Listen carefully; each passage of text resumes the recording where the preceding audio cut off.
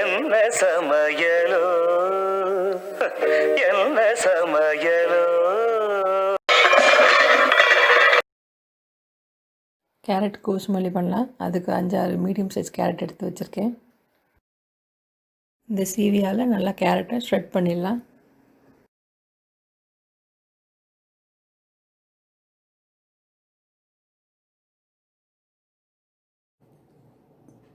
ஒரு டீஸ்பூன் எண்ணெய், 1/2 டீஸ்பூன் கடுகு, 1 டீஸ்பூன் உளுத்தம்பருப்பு, 1/2 டீஸ்பூன் பெருங்காயம்,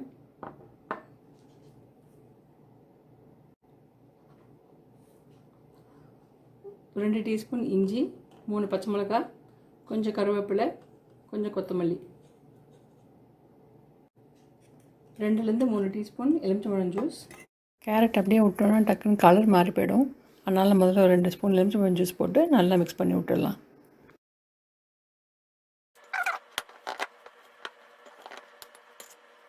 ஒரு டேபிள் ஸ்பூன் பைத்தம்பருப்பு நல்லா 2 வாட்டி அலசிட்டு ஒரு 1/2 அன் ஹவர் ஊற போட்டு வச்சுக்கலாம். பருப்பு நல்லா ஊறினதுக்கப்புறமா தண்ணியை ட்ரைன் பண்ணிவிட்டு கேரட்டோட மிக்ஸ் பண்ணி விட்டுடலாம். இந்த இஞ்சி, பச்சை மிளகா ரெண்டுத்தையும் கேரட்டில் போட்டுடலாம்.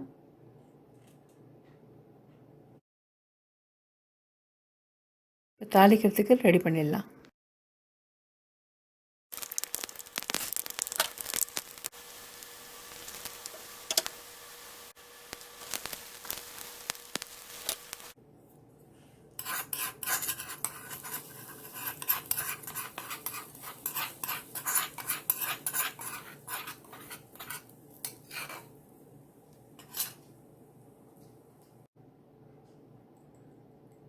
கொஞ்சம் உப்பு, 1/2 அன் ஹவர் ஊறின பைத்தம்பருப்பு,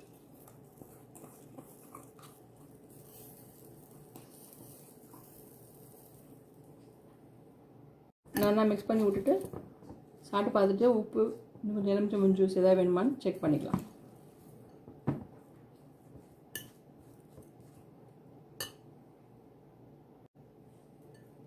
எனக்கு கரெக்டாக இருக்குது. இப்போ கடைசியாக நம்ம கொத்தமல்லி தூவிடலாம்.